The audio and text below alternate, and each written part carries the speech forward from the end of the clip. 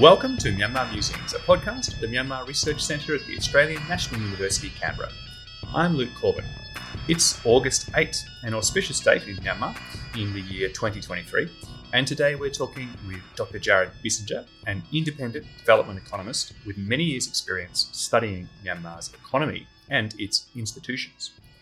This is the first Myanmar Musings podcast to focus explicitly on Myanmar's economy, and our chat comes off the back of Jared's participation at the ANU's Myanmar Update Conference. You can actually see his talk at the Myanmar Research Centre's website.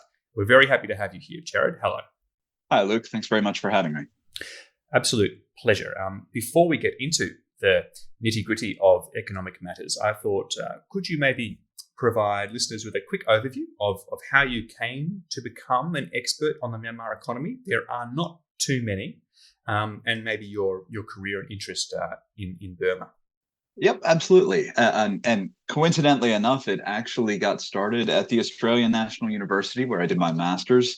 And, with many Australian schools, there's a pretty significant Southeast Asia focus. And one of the countries that, we talked about in class was Myanmar. And so I learned a little bit about it there, and the following year had a fellowship in the U.S. where I did some further research on Myanmar, and then decided to do a PhD. I happened to be in Myanmar doing my PhD research in 2012 when the by-election took place and Aung San Suu Kyi was elected, and I feel like that was a real turning point in terms of international interest and engagement in Myanmar. And within a pretty short period of time, I think I was kind of sucked in, barely managing to find time to do my PhD, doing tons of other things for a few years. Finally, finished my PhD in 2015. I worked for the ILO for a few years, leading their private sector engagement in Myanmar.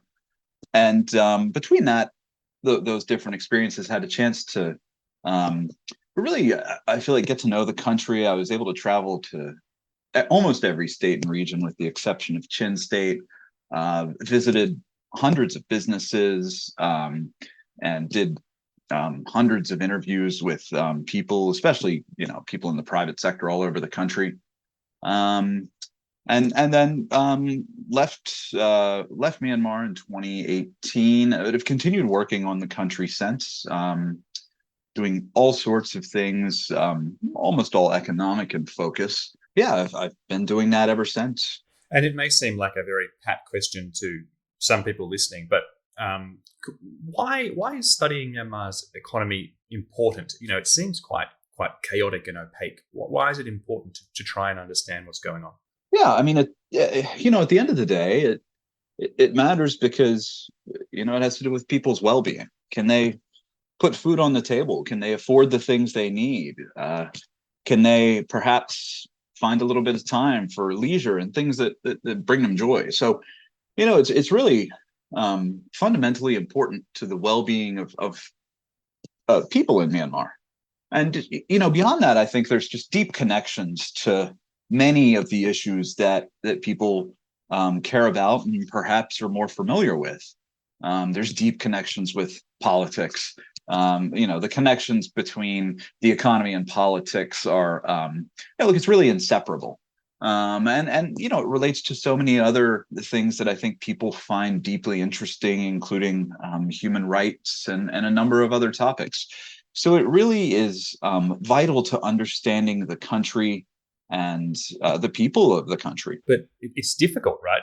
Especially perhaps now after the 2021 coup. I mean, before the coup, we had all these different groups in control of all these different parts of the country, and there's just no information about what's going on there, except for the sort of anecdotal ones. Nothing thorough, right? No data being released by ethnic armed groups and things like that.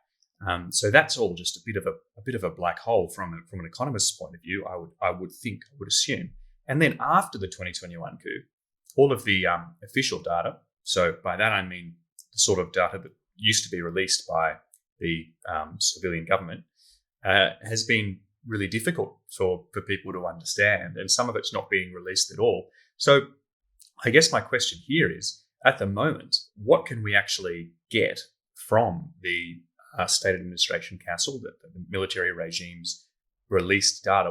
What is useful in there, and should we believe it? And where else can you get data to sort of really understand what's going on with the economy at this juncture? Yeah, so it's a good question, and certainly you don't have the same level of data available that you might in other countries. But that said, I think it's still possible to build a good understanding of what's happening, even if you can't quantify that in the same way that you might be able to do in other places. If you look at the data available from the SAC, there are still some things that are being released, but there are things that have also that they've been stopped. They're no longer being released.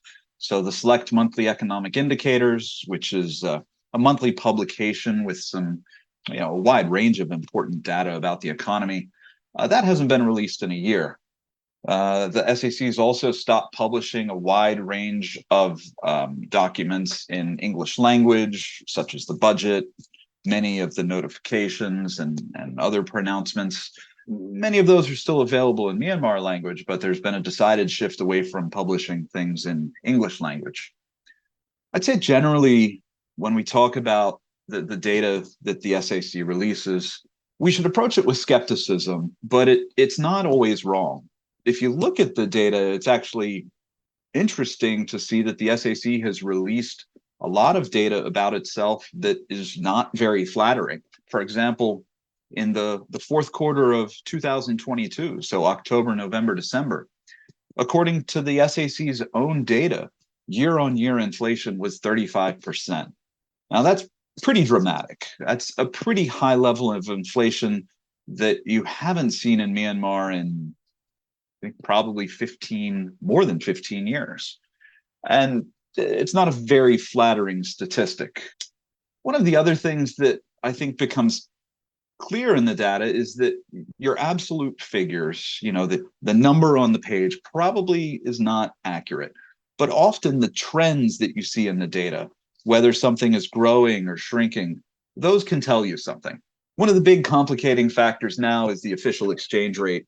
That affects a wide range of data, and it's very important to be careful in the way that we interpret data if it has anything to do with exchange rates.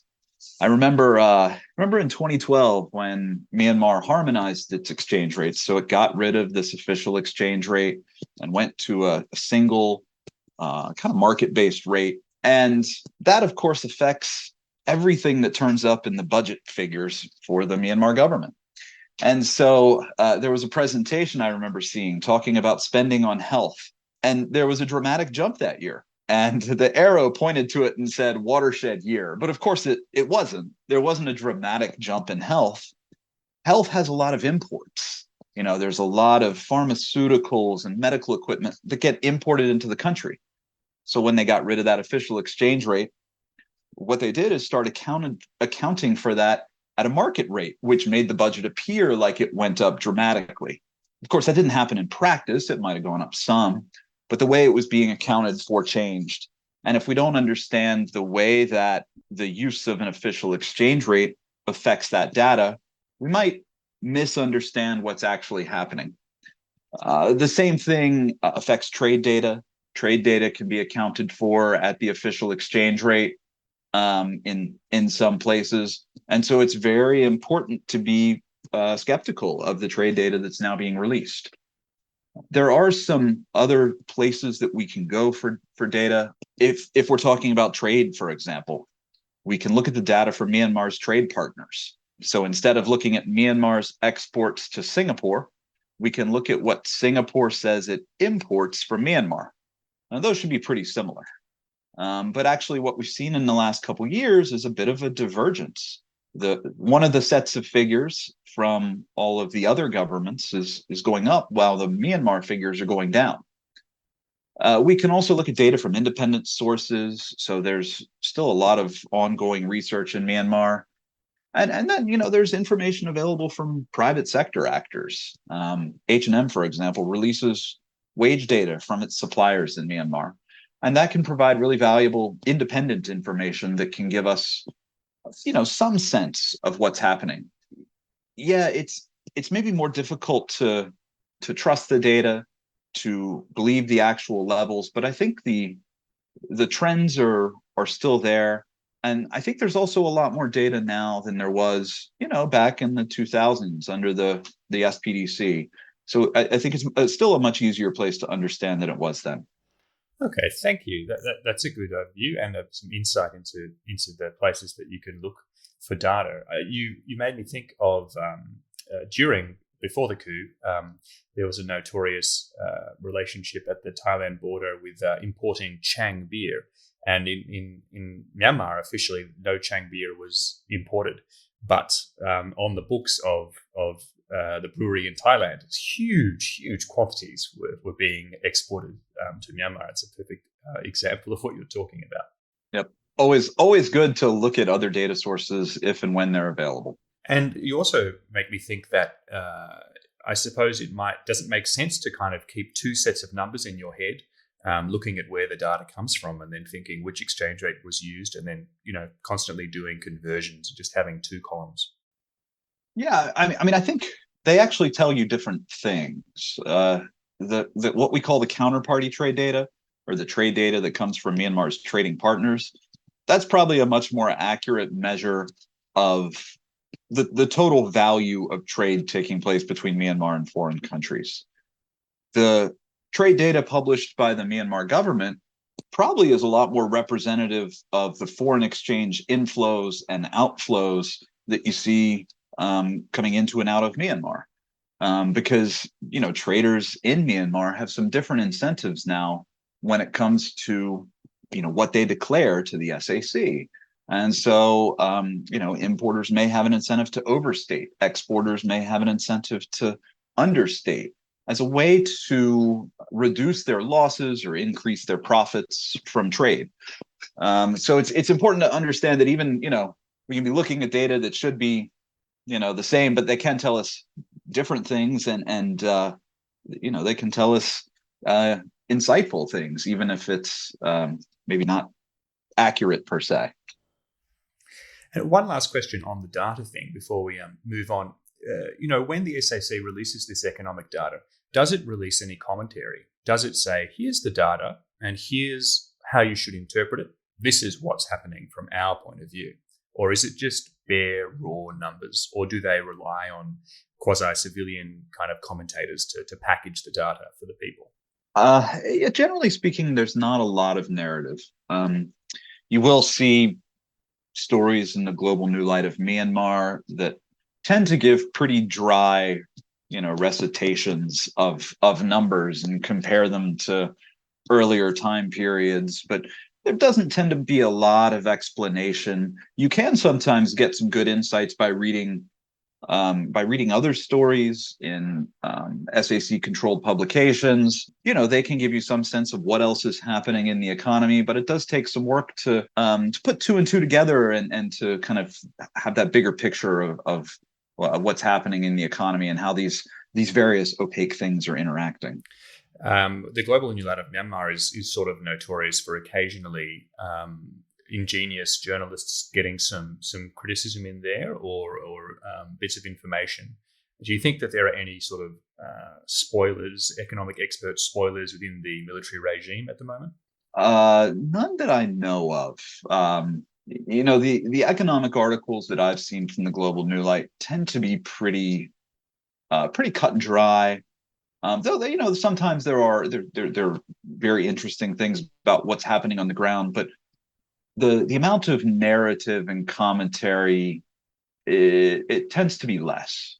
Okay, well, on the idea of economic experts, Myanmar economic experts, I'll tell a quick anecdote, which is on one of my first visits to Burma, I was taken by the late Helen James, generous and formidable scholar of ANU, to meet with an economist, U Myint, at his new place. Now, this was 2016, after the 2015 elections, but before the NLD formed government. And U Myint was just so happy. He was jubilant about the détente reached between Aung San Suu Kyi and the military, and that she was going to take power. But mostly he just wanted to sing karaoke with us, which was unexpected to both of us. I bring him up here because to me, he sort of represents a generation of Burmese economists who had a strong foreign education and expertise, but really struggled to influence policy in their home country for a long time. Some of these lived their life abroad and died there, like U Thant Myint. The Thein Sein government, which was from 2011 to 2016, that was the quasi-civilian military taking off their uniform, putting on civilian clothes kind of government. That was sort of seen as a time for these economists to shine, because suddenly, this long ossified military regime was listening to these people about what could be done with the mess made for the last 50 years in the economy.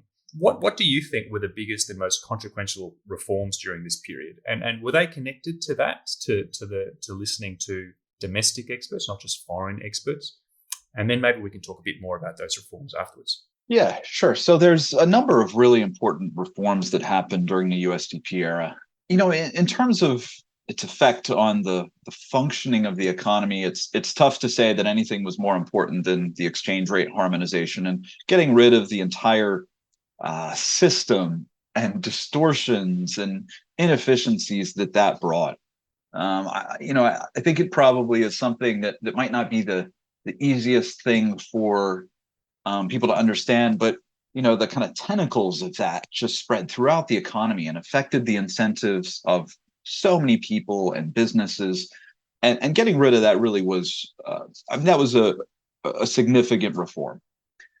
In terms of practical things that affected people's day-to-day lives in Myanmar, I guess there's two that stick out to me. One is microfinance. By 2020, there was something like 6 million microfinance customers in Myanmar. And that's had a really important impact on the day-to-day lives of people in the country. It provided them credit at, what were reasonable rates in the context and given the work necessary to administer microfinance. And I think that was something that was beneficial to a wide range of people in the country. The other is, the telecommunications reform. That was a reform that received a fair degree of praise for being well done.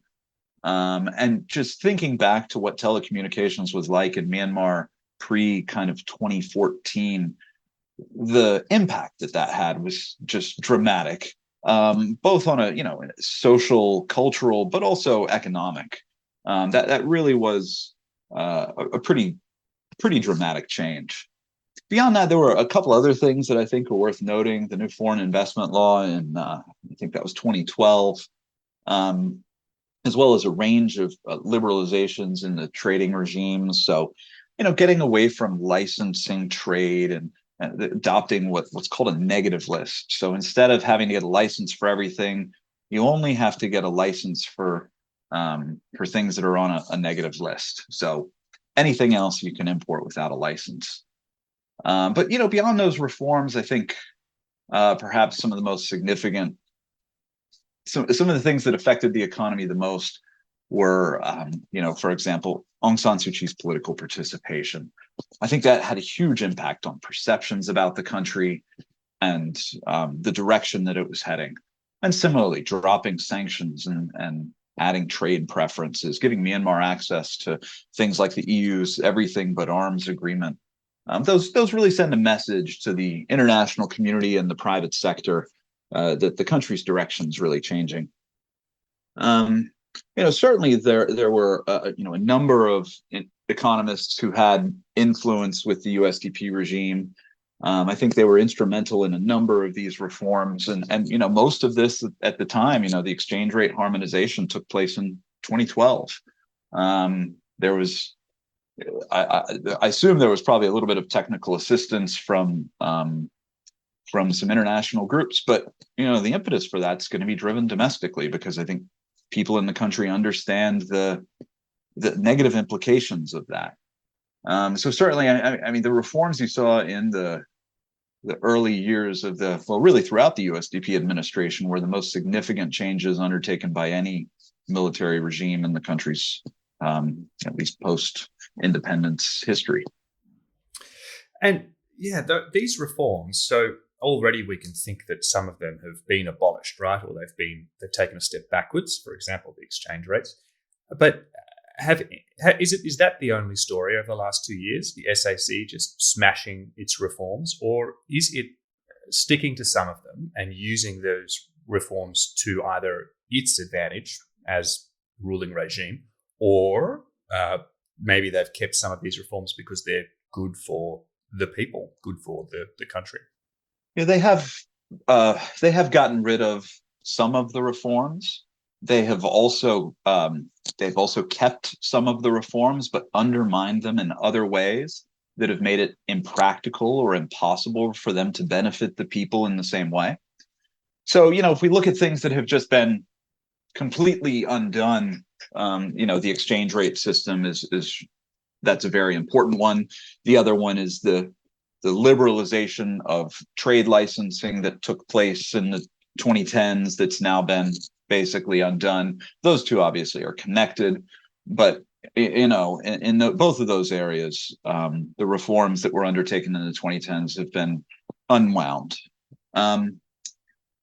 If we think about other areas like microfinance, there is still a microfinance law, but what's happened is that the SAC has made it very difficult, basically impossible, for microfinance organizations to operate. A couple months ago, Pact, which was the largest microfinance provider in Myanmar, basically decided to leave the country because the demands being made of it by the SAC were beyond what they could comply with. And so, the microfinance sector has been dramatically affected by the coup, not because the law on paper has been changed, but because other aspects of the operating environment have changed. And it's the same with telecommunications. The degree of surveillance has increased significantly, and so it's changed how the sector operates, even if the law hasn't necessarily changed. Okay. If we go back, we're in a period of, arguably dictatorship again in Myanmar, and we've had several of these strong military dictators that the media and the local people like to interpret their actions, often through superstition, through sort of irrational logics. Min Aung Hlaing just built himself another giant Buddha statue, and it's sort of linked to their rule. But what do you think that's fair, that there is a lot of arbitrary, unexpected, unilateral sort of economic decision making at the top of the military in Myanmar? Or is there any evidence that the military is also listening to economists? And who are they listening to? Who are the experts that might have the ear of Myanmar's current dominating leaders? Yeah, well, it's actually a question it's tough for me to answer. I don't have any inside insights on who the top generals are listening to when it comes to economics. I can say that in my view, their economic decisions are really influenced by other factors, not economic factors. So if you think about what's guiding the post-coup economic governance and economic policy, to me, it's really primarily about self-interest. It's about preservation of the military's role in the state. It's about supporting their political and conflict objectives, and using economic policy and economic governance as a tool to do this. If you think about what was the goal of economic policy under the NLD and under the USDP, it was to support economic development, to help people improve their well-being, their lives, to earn higher wages, to be able to accumulate savings, those types of things that would contribute to a more developed country and people who have a better quality of life. And that's just not the case anymore. The whole purpose of economic policy now has really just changed. And it's about self-preservation for the military. It's about a number of other things along those lines. And this whole idea that economic policy is going to be about development and helping people improve their well-being, that's really taken a back seat. I think one of the other kind of interesting aspects of the post-coup economic policy is that traditionally, you've seen a different approach to economics in conflict-affected parts of Myanmar, with a heavy military presence. The military operated what's known as the Four Cuts policy, which was designed to deny other conflict actors with access to, amongst other things, resources. And what you're seeing now, I think, at least to the best of my knowledge, for the first time, is the application of that same resource denial tactic across the entire country. And you can see this in restrictions on banking transactions because, the SAC thinks that people are going to use the banking system to send money to resistance actors. So you're seeing the integration of, I think, a type of policy with a particular conflict goal. You're seeing that being introduced into the economy in a way that, it hasn't before. I think there's some other goals in here as well. Self-enrichment. I don't think you can deny that. Legitimization. And another one that's really important is that the military uses economic policy, economic concessions to attract allies, to retain allies, to further their divide and rule strategy. They create a system in which economic success is no longer really determined by how productive you are, how good you are at what it is that you do. It's more shaped by how connected you are to the military. And of course, that varies a lot from sector to sector.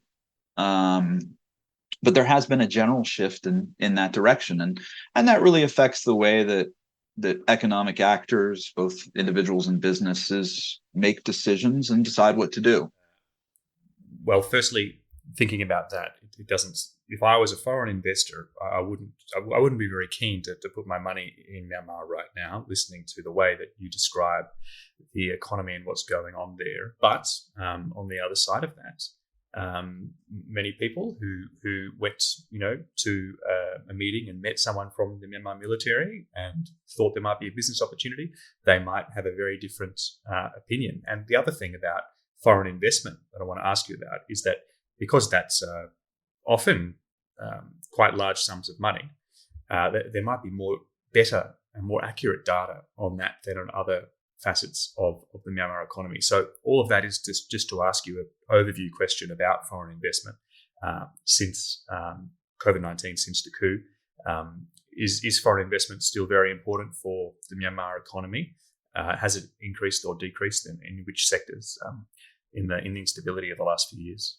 So I think maybe it's good to start with a little bit of discussion about what happened with foreign investment during the USDP and NLD eras. Over that 10-year period, foreign investment in Myanmar climbed to levels that were far beyond anything that you'd seen in the past.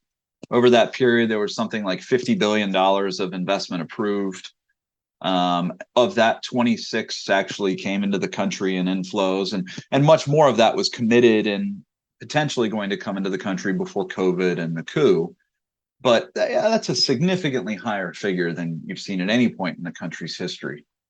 This investment wasn't just in natural resources and power like you saw under previous military regimes. It was diverse. It was across all sectors of most sectors of the economy, but especially in manufacturing. I think it's probably around 2/3 of investment that came into the country over that period was in manufacturing. And this created a lot of jobs. There's no good data on that, but my guess would be, at least 1 million jobs were created through the foreign investment that came into the country over that period of time. And, it's not just employment that FDI contributed to. It brought in capital, machinery, and that can help increase productivity. Perhaps more importantly, it gave people an opportunity to develop their human capital, their skills base, their knowledge. And, that's obviously another important part of being productive.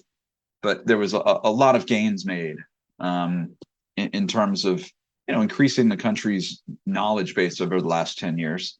And foreign direct investment helped contribute to that. It certainly wasn't the only thing, but it played a role. Now, what's happened since the coup? New foreign investment is down significantly. So in 2022-23, so the fiscal year, it was 1.64 billion, and that was the approved amount. It's not necessarily reflective of what came into the country. But in the last few months, so starting from the new fiscal year on April 1st, 2023, there's just $13.6 million. I mean, that's nothing in comparison to what you saw in the 2010s. The average size of investments is down. And it's deteriorated significantly both in quality and dollar value. Now, the other side of this is, not talking about new investments, but talking about the investments that were made in the country in the 2010s and what's happened to them. And, they've not all, but many of those investments have, they've been hurt pretty dramatically by the coup and the things that have taken place since. I've heard from industry sources that some of those investments were now worth just 10% of what they were before the coup. That's a pretty dramatic drop. You've seen a number of high-profile foreign investors leave the country: Telenor, Ooredoo, Total, Chevron, British American Tobacco, Keppel that owns the Sedona.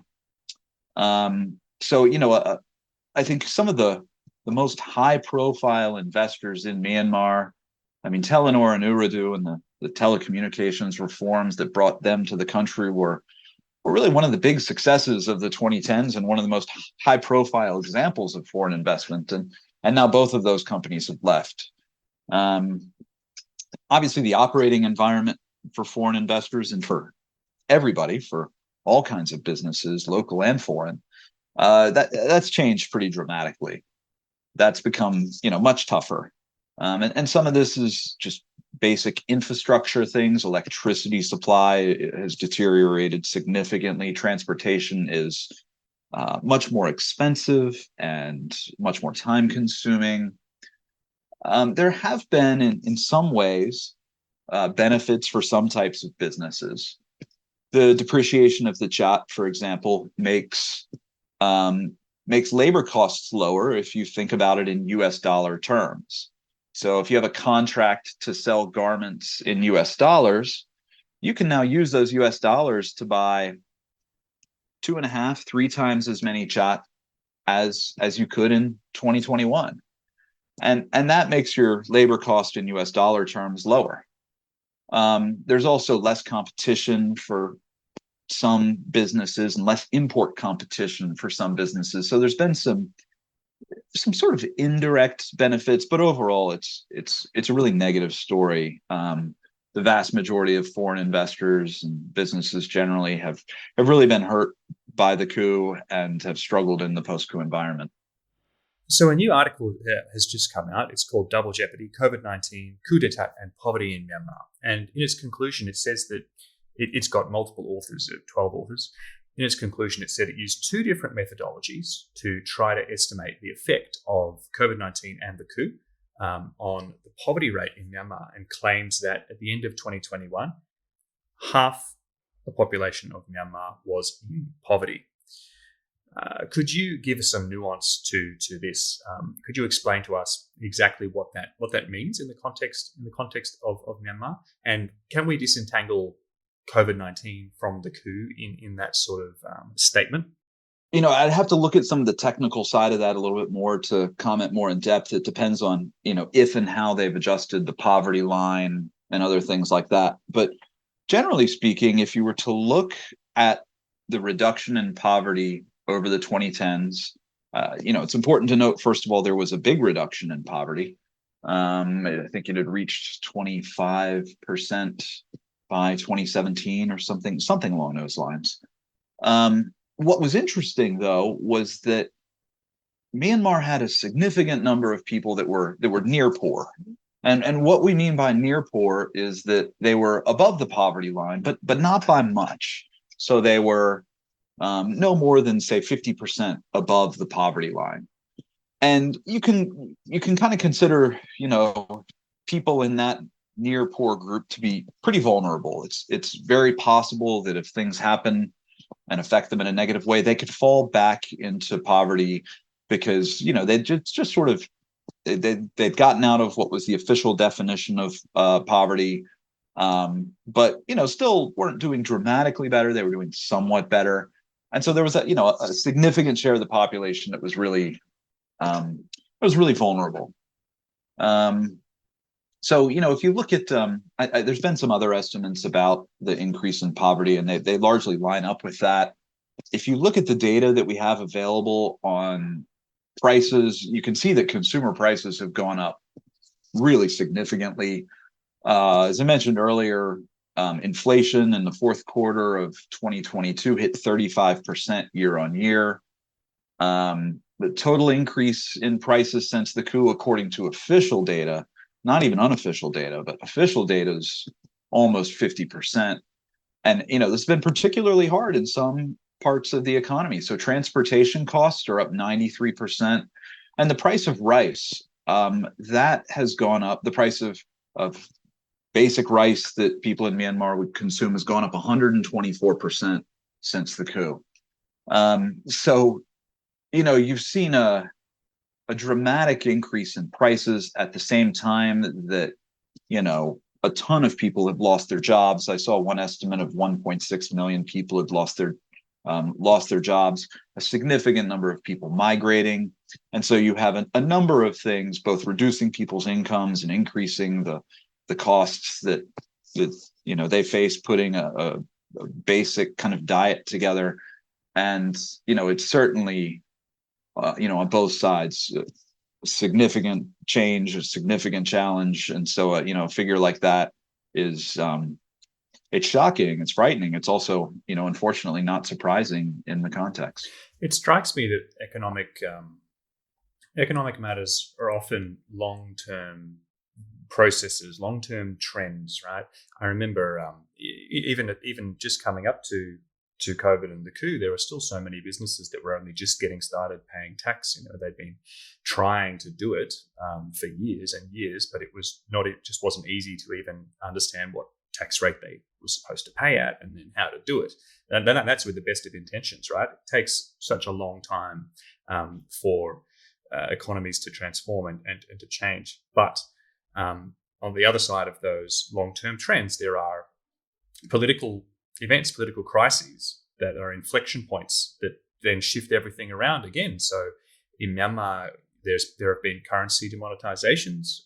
There's been sort of subsidies removed, policy changes that have sort of sharply increased energy and transport. There's been coups that shift the ordering around, and all of these sorts of events have led to large uprisings of people, large protests, like we've seen in the last couple of years. But now, of course, those protests are a bit subdued, and we seems like we're in a bit of a pattern in the cities of accepting most of this hardship in the economy and getting on with things. But do you think that it will happen again? Will history repeat? Will the military inevitably do something punitive or rash or foolish that affects the public's purse in such a way that they will risk taking to the streets again? I mean, is economic crisis sort of built in to military-ruled Myanmar? Yeah, I think it's interesting to note that history, in some ways, in many ways, is already repeated, or what we've seen in the last 2.5 years bears some incredible similarities to things that we've seen in the past. And the thing that sticks out to me is the similarity in the tactics used by the SAC and the tactics used by previous military regimes, especially the SLORC and the SPDC, and from 1988 to 2011. And in a lot of different areas, but things like the exchange rate, the trade licensing, policies are really, really similar. If you look at what the SAC has done in the last 2.5 years, I think there's plenty of things that they've done that have been very punitive and affected the population in a significant number of ways. is there a risk that people take to the streets one day? Yeah. When does that happen? I mean, that's I guess that's a question for a political scientist or someone who knows more about that than me. But if you look at the way that the economy is currently being run, I don't see how it's sustainable over the long run. The incentives aren't there. The levels of conflict are high. The disdain of the population for the military regime is, incredibly high. I know people who say it's more than it's ever been at any point in history. And the military extracts a fair bit of value from the economy in a number of different ways. They also create a number of distortions that discourage economic activity. And you can look at the data even for this upcoming year and see some signs that are they're not dramatic, but they're a little bit lower than last year. There's some leading indicators you can look at. The garment sector, for example, they import most of their raw materials, and then they do the manufacturing process in Myanmar, and then they export the finished products. And so you can look at that data and see how much raw material got imported this year, compare that to last year. And, depending on the specific type of raw material, it's down something like 10 to 15%. Now, that obviously can change. The trade data does get updated all the time. But, those types of things we can look at and say, okay, well, there's some risks here. There's also this question of seasonality. You saw Myanmar's economy generally was relatively flat in the first half of 2022, and then there was some deterioration in the second half. And I wonder if we'll see the same thing again this year, just due to the seasonality of important agricultural crops and garments and a few other things. So yeah, I think there's a lot of risks. I think the governance approach of the SAC is it's very difficult for me to look at this and say that this is something that they can sustain for a century. There's there's so much unpredictability. There's there's so much risk that I think at some point it makes them very prone to an economic crisis. Do you think that there's anything in particular that anti-coup or anti-military or pro-democratic bodies, individuals or forces could do to affect the economy, or any economic action that they could make that would influence the trajectory of military rule in Myanmar today? At the end of the day, you have this question of legitimacy, right? You see it in the garment sector. You have the trade union saying we want to shut down the sector, but then you have people in the country saying we want to keep our jobs. And there's some tension there. I don't think there's any doubt that people in the NUG are by far and away seen as the legitimate representatives of people in the country. But many of them they're not in the country. They're not in those same circumstances, and the decisions they make may not be the same as the decisions that people in Myanmar with very limited economic circumstances would make. So I think it's a really tricky question. It's not a question for me. It's a question for, I think, people in Myanmar, because at the end of the day, they're the ones that would bear the consequences of any actions that might affect the economy. But it's certainly, I think, a really politically charged issue. Thank you so much, Jared, for that really interesting overview and little deep dives into bits and pieces of the Myanmar economy as a whole and its history and what's happened since COVID and the coup. It's been really, really helpful. Now, before we leave the podcast, what we do, it's a bit of a tradition, is always ask our guests to finish the episode off by offering a recommendation. This could be a recommendation for anything you like. It can be an economics textbook, if that's what you like, but it can be anything to do with Myanmar as well, something light. It's up to you. Do you have a recommendation to leave our listeners with? I would just say, if you haven't tried the Burmese salads, especially the tea leaf salad and the tomato salad, you have to.